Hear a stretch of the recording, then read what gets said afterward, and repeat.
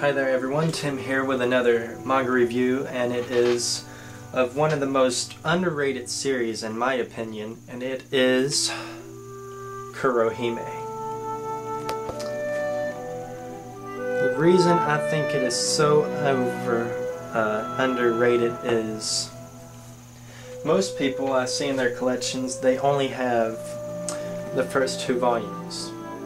And they say they're not going to buy anymore because it's so repetitive and just repeats and repeats.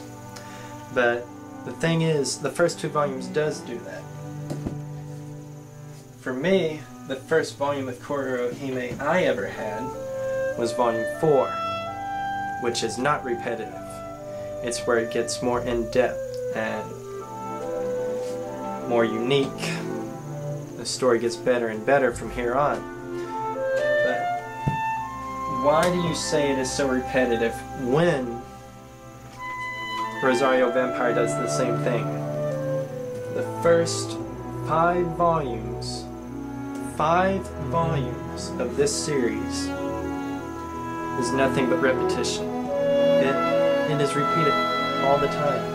The first 5 volumes, and I have 7 of the volumes, and it's just so repetitive. I think volume 6 gets unique because he gets his own power from being bit, but that's another review. On with Kurohime. A lot of people are not buying it because it's so hard to find. The only volumes you're going to find nowadays is probably volume 14, which is the last one they released here. It's an 18-part series. They never came out with the other 4, which really pisses me off. It doesn't even say final volume. And it doesn't say the end in the back of this. It just ended. It's stupid. Like, they end so many series here before they're complete. It's retarded. But volume 3 is almost impossible to find. And if I'm not mistaken, it costs a pretty penny. But I found it in a Books A Million and I just bought it because I knew it was so rare. It took me at least half a year to find that volume without having to pay a fortune. I have almost the entire series. The only volumes I'm missing is 8 and 10. But let's get on with the story a little. It's about a witch gunslinger named Kurohime, and she basically tries to kill all the gods. She wants to become a god above the gods because of her past. It was so tragic, and she just wants to become a god, that way she can rule over everyone. It's kind of been torn between her. Sometimes she's just evil and hungry for power, other times she's caring, but she loses against the gods and they turn her into this little kid, which is Himeko. I think that's her name. It's been a while since I've read it. But the story goes on, and she gets more and more forms. This is her teenage form, and here's an even older version of her, and she's slowly getting her powers back. She slowly, throughout the series, gets her former powers back. Here's another one of her even older.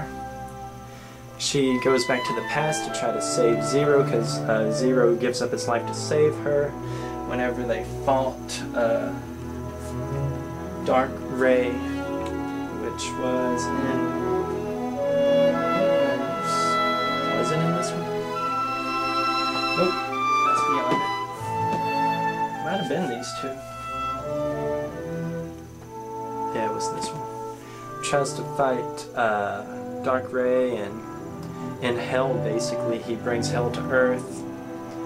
But I believe it is one of the most underrated series because people will buy the first volume or 2, they'll say it's all repetitive, but the series doesn't even start until the 2nd volume.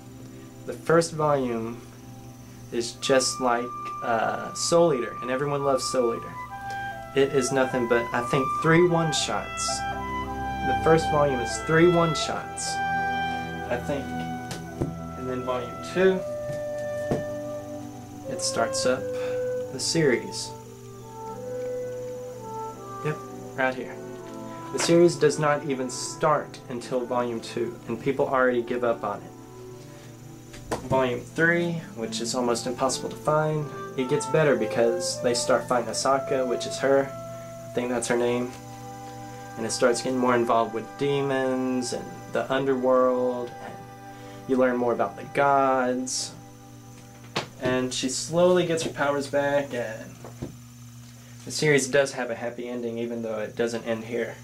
Volume 14, which is the final volume here, has a sad ending because it makes you think that she gives up her life in order to save Zero and Rei.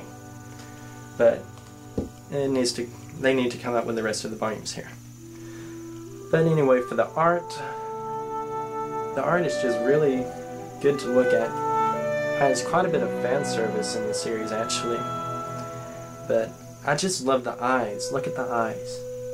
He does the eyes so well. So well. The story about a witch gunslinger attacks the gods, loses her power, it turns back into a kid, slowly gets her powers back while falling in love with Zero, which is him. This is when they go back to the past as a kid. He actually becomes a demon himself and loses all of his feelings for her because of her, which is Yamahime, I think. I think that's her name, I don't remember. But she brings him back to life, but he's evil now, and he tries to kill Kurohime. But I think the reason I like Kurohime so much, I like shoujos, and it is a shonen with all the benefits of a shoujo, like drama, romance, everything, along with your typical shonen, battle scenes, nice fights, pretty girls. So if you like shoujos and shonen, Kurohime will probably be a good thing for you to check out. But anyway, that about does it with this review. Hope to see you in my next video. Later.